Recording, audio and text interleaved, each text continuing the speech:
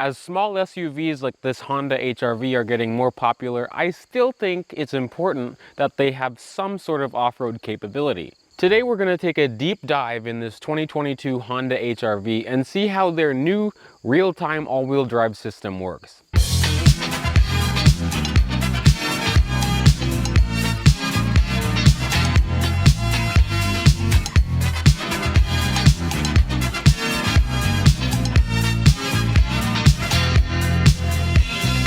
So before we get started, this HR-V in particular is a 2023 Honda HR-V EXL all-wheel drive in Nordic Forest Pearl. The MSRP for an HR-V like this one is right around $31,000. In typical Honda fashion though, there's only one powertrain option for every HR-V, at least as of right now. And the engine is bigger this year, but not by much. It went from a 1.5 liter, which was slow and anemic, to a 2 liter, which is also slow and anemic, but it's a little bit better. This makes 158 horsepower and 138 pound-feet of torque. It only goes through a CVT. You can't get a manual, you can't get a normal automatic, and it uses Honda's real-time all-wheel drive system. Honda claims the HR-V to get 27 miles per gallon combined. In the week that I've had this car, I've only gotten it up to about 23, 24. So there's three key things to off-roading that are important about your vehicle. Ground clearance. The ground clearance on an HR-V is 7 inches. It's kind of the middle of the road, but it's not as much as a Subaru Crosstrek that's 8.7.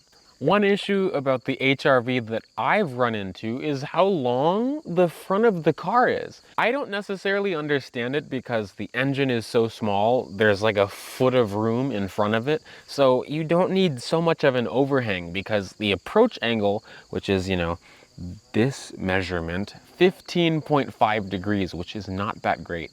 The departure angle is a little bit better. It's 20 degrees, so that's from the rear tire to the very edge of the bumper. But of course, the HR-V is not meant for off-roading. Honda says they retuned real-time all-wheel drive for the HR-V and also the new CR-V, and they say that more power is able to go to the rear axle. Primarily, this is front-wheel drive, but once the front wheels slip, it sends power to the rear, hence real-time all-wheel drive.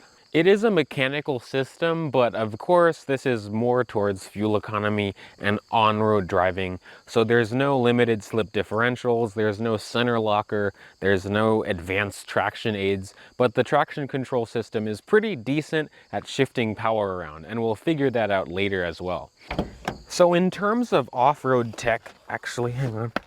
That's something I always do when I get into something that's dirty. But in terms of off-road tech, there's not a lot in here. These make a little song. You can only put this in snow mode, so it changes the traction control system. It allows more slip. And there's also a hill descent control feature, which is new. And it's pretty intuitive to use. Now that that's all squared away, let's go take this thing off-road. So this is the first road that I usually go on to. It's called Picklick Run, if I'm pretty sure. Okay, so this thing, of course, uses a CVT and no low-range gearbox. And I'm actually gonna put it in low gear. Let's see.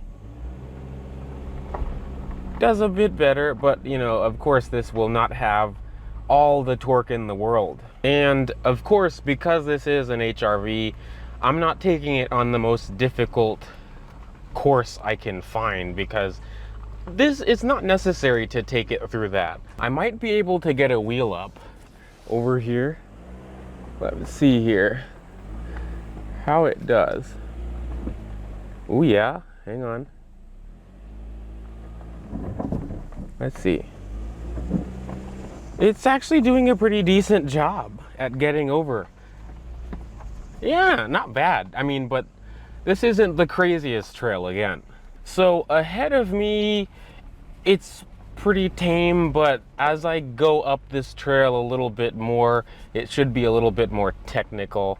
At least for this car, because I've taken my Tacoma up this road and I can just roll up it like no business. It looks like the going gets a little bit rougher up here because of the erosion, and that's why I like these roads. I'm gonna make it a little bit more difficult for the car. Let's see here. Yeah. Come on. The CVT, man. Let's see here. To my surprise though, the car is having an easy time at this. I thought that I'd get a wheel up in the air, at least a little bit. But this is a big hole here. So hopefully you could see it's pretty deep as it gets up here. The erosion. You could see that. So we shall see how the little HR-V fares on this little incline. So the only thing that I'm considering is the nose, because I'm taking harder lines. Let's see here. It actually has pretty decent torque. It just keeps itself at 2000 RPM. Of course, it's nothing like a low range. This is where, honestly, let me see here. So hopefully no one is coming up behind me or in front of me, but if I was in something with bigger tires and better approach or departure angles, I'd probably try to cross cut this line, so come about this way and then, you know, cross, so, you know, you could get two wheels up in the air. But the front of this car is so long, I don't think I'm gonna do that. Oh my God, all the bugs. I might try to go through a bit of it, but like anything that like is some semi-aggressive would just rip the bumper right off. What I might try to do is stay left. I'm just more concerned about the bumper. Yeah. And then I'd like to be completely on top of this hole. Ooh. Ooh, something interesting. So I have two wheels up in the air, but the goal is to drive straight up this thing. But I have to get across this little tiny gully, which is surprising, but let's see if it'll get out. So right now I'm in normal mode, in low gear. I'm gonna 2-foot it. You could see it's trying to shift power.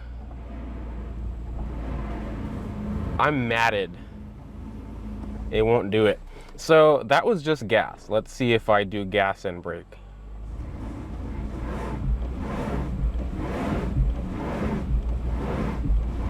Nope. So too difficult. Let's try snow mode, because this is new for the HR-V. So it's giving me more wheel slip.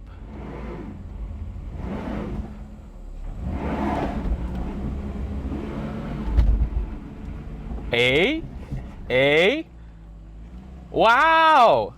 Another way that you could tell that this is really not an off-roady SUV is the tires that Honda puts on these HR-Vs. They're just normal Hankook all-season tires, and you can see they're not that big. The size of these is 215/60 R17. Something that I am sure about is the lack of lift kits for a lot of crossovers, but specifically this, because first, it's so new, and second, I don't think too many people would take their HR-V off-road anyway, at least, you know, the normal people. I'm one of the weirdos that has, clearly. But at least in the time that I'm filming this video, there are no aftermarket lift kits for HR-Vs. At least this generation. Man, the smell of tires, but it seems like I just had to put more throttle into it. Oop.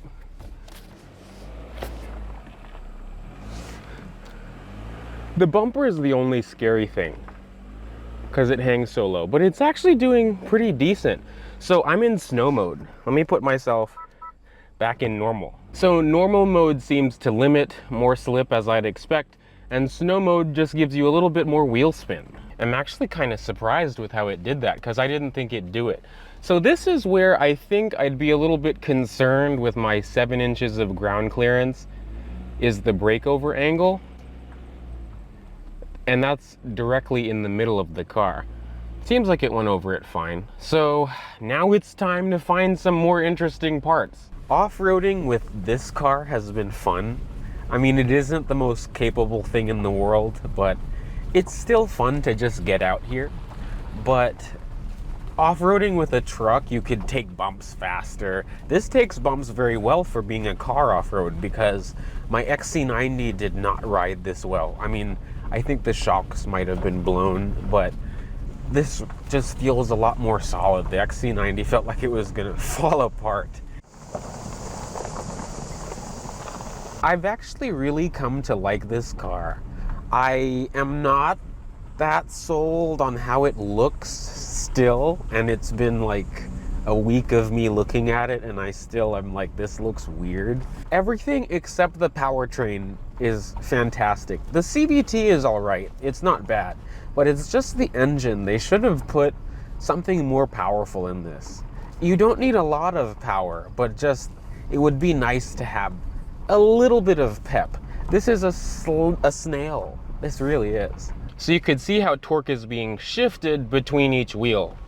Oof, it's bumpy, but this car is actually doing, well, pretty well. It rides well on these bumpy roads. The roads are, I mean, you know, people's driveways can be worse than this, but it actually is handling these bumps and potholes quite well. It's kind of a mandatory for me to make a splash when I see water. So close the windows. Let's see. I'm not gonna completely submerge it. Oh, nice, nice. Stupid seatbelt, man. Window time again. Let's go, baby. Let's see. Wow, nice. Oh yeah. I know none of these are too deep. Oh my God, the seatbelt chime. So this is not windows down time, but this is a bit of a water crossing, which looks cool, you know? It looks really cool on video, like a bit of a splash. HR-V in its unnatural habitat. So I'm gonna try hill descent control. So you just push this button and then hill descent control is on and on standby. I'm completely off the brake, as you can see, and it's just going down it. Nice. And it holds me at 2 miles an hour. Let's see if I push the gas.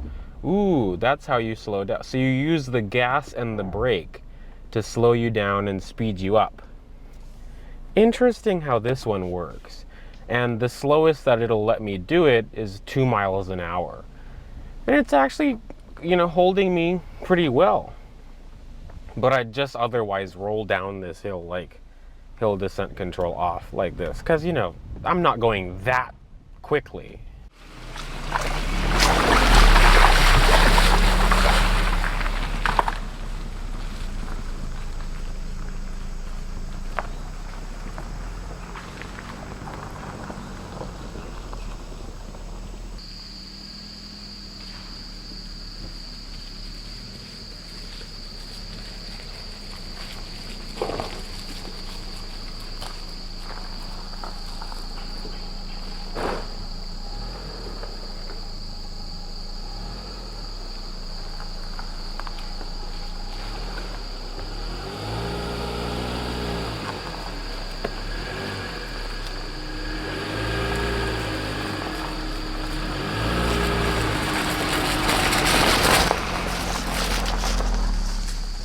This is the last obstacle that we're going to look at today, at least, but it really will demonstrate how this car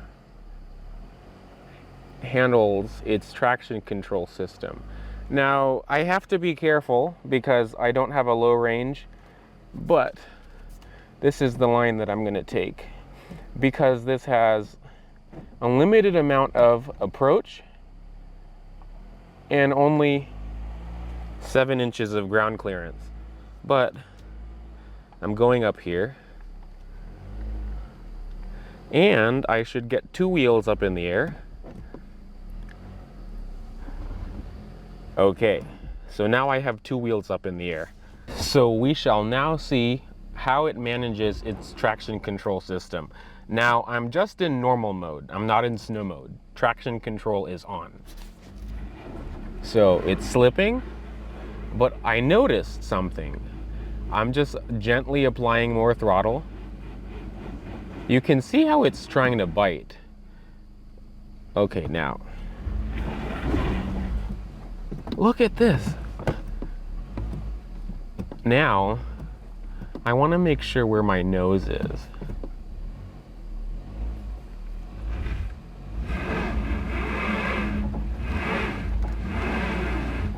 let me look at my situation. Yep, I am supposed to be taking this line. That's exactly what I wanted to do, because then I'll cut across again.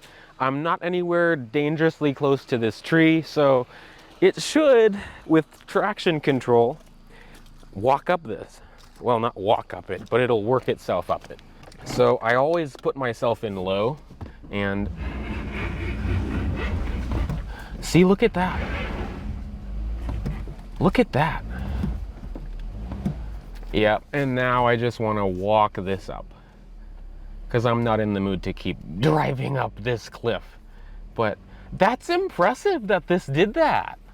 Something that I always like about off-roading, especially in Greenridge, is all the camp spots, because it is so nice to just park, get out,